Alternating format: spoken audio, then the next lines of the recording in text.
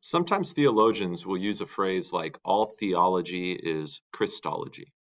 And the main idea behind that is that if you want to know who God is, God our Father in heaven, then look no further or nowhere else than his only Son, Jesus Christ. And the scriptures teach this. Jesus himself teaches this. And I want to show you a few of those passages. Let's first look at Hebrews chapter 1. Long ago, at many times and in many ways, God spoke to our fathers by the prophets.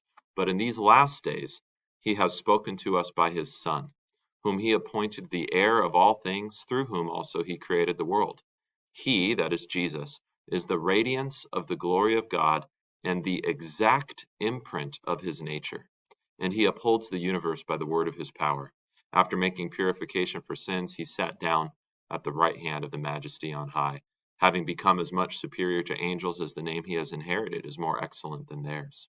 So notice some of the language in there, right? God has spoken, revealed himself to people throughout history and many times and in different ways, but in these last days, the author of Hebrews writes, he has revealed himself through his Son, and his Son is the radiance of the glory of God. Jesus is the exact imprint of his Father's nature. If you want to know the nature of God, see Jesus. He's the exact imprint of God's nature. Colossians 1, Paul says something similar. He, that is Jesus, is the image of the invisible God, the firstborn of all creation. Right? So humanity was created in God's image. Paul says Jesus is the image of God. We were made in the image of Jesus. For by Jesus all things were created, in heaven and on earth, visible and invisible, whether thrones or dominions or rulers or authorities, all things were created through him and for him. And he is before all things, and in him all things hold together. And you can read the remainder of this, but I just wanted to note primarily that first part, that Jesus is the image of the invisible God. And there's a lot more profound things in this passage. All creation was made not only through him, but for him. John chapter 14, Jesus says, "Let not your hearts be troubled. Believe in God, believe also in me. In my Father's house are many rooms. If it were not so, would I have told you that I go to prepare a place for you? And if I go and prepare a place for you, I will come again and will take you to myself, that where I am, you may be also. And you know the way to where I am going." Thomas said to him, "Lord, we do not know where you are going. How can we know the way?" Jesus said to him, "I am the way, and the truth, and the life. No one comes to the Father except through me. If you had known me, you would have known my Father also. From now on you do know him, and have seen him." Philip said to him, "Lord, show us the Father, and it is enough for us."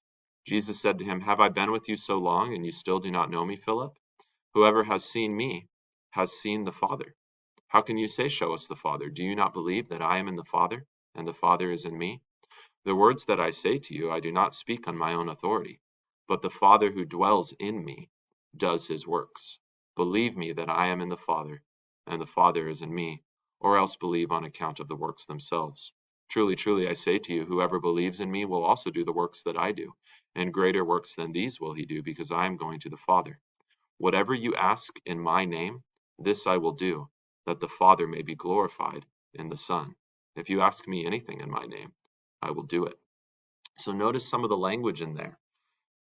Jesus says, "You know where I'm going." Thomas says, "We don't know the way to where you're going. How could we?" And Jesus says, "I'm the way and the truth and the life. No one comes to the Father except through me."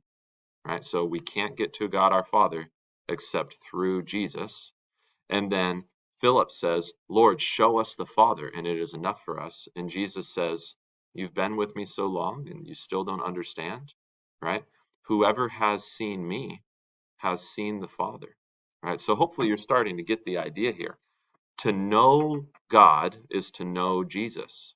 To see God is to see Jesus. Why? Because Jesus is the exact imprint of God's nature. Jesus is the image of the invisible God. And then just one more, God's word. John chapter 14, Jesus answered him, "If anyone loves me, he will keep my word, and my Father will love him, and we will come to him and make our home with him. Whoever does not love me does not keep my words, and the word that you hear is not mine, but the Father's who sent me." So in addition to those things, to hear the word of God is to hear the word of Jesus. right? Jesus comes preaching and teaching and quoting only God's word, all right?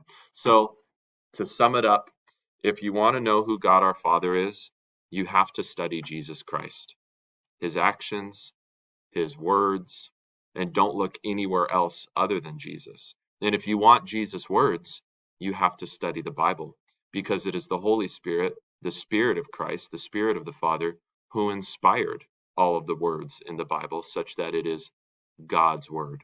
So the short idea of this video is all theology is Christology. To study God is to study Christ. We know our Father in heaven through knowing Jesus Christ, his only Son, our Lord.